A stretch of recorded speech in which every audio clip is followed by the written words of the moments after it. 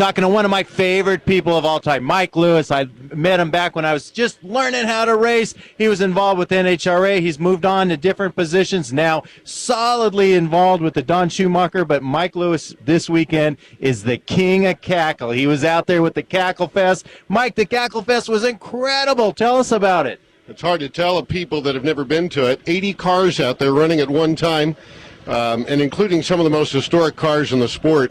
It's like being at a living, breathing museum to see the cars, the Kreitz and Donovan car, the Smirnoff car, cars that I've read about when I was a kid and lived on the East Coast and never saw in person. I had a chance to see them last night and to see them run and to see some of the living legends who were involved with those cars way back when and still are today. This sport is just, I mean, it's an incredible experience and one that I'd recommend highly, especially for people that have never been here. Well, Mike, here at Speed Scene Live, of course, we're racers. We race these events, but we've noticed every year they get bigger and bigger and more incredible, and we see young blood coming into the sport, which we love.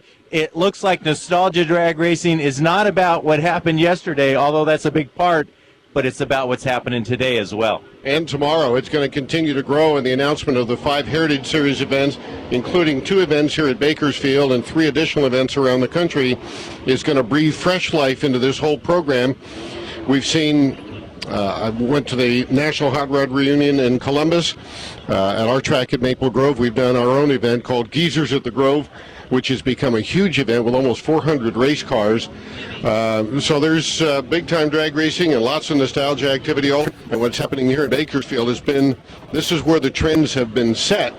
And if there's any indication as to what we're seeing here, we're going to see more and more and more people around the country honoring the past. And you're right, it's not just about the geezers, it's about their kids, their grandkids, and people that have never even been involved, and they understand the history of this sport and what all this means.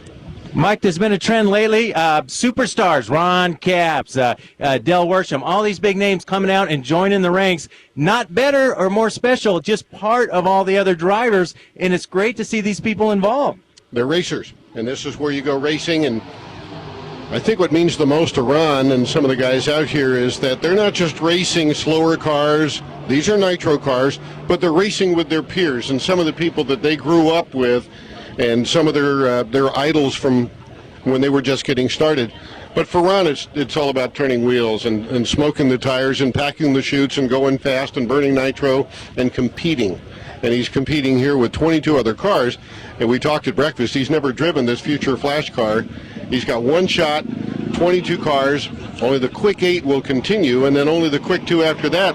I said, boy, that sounds just like NHRA's Powerade series. And the countdown, I said, if you'll probably qualify 8th, you'll probably make it to the final, and somehow you'll pull it off. Mike Lewis, thanks again for talking to us here on Speed Scene. You're a positive influence on the world of drag racing, and wherever you are, I know there can be quality drag racing involved. Thanks, Mike. You bet. Just a pleasure. Thank you.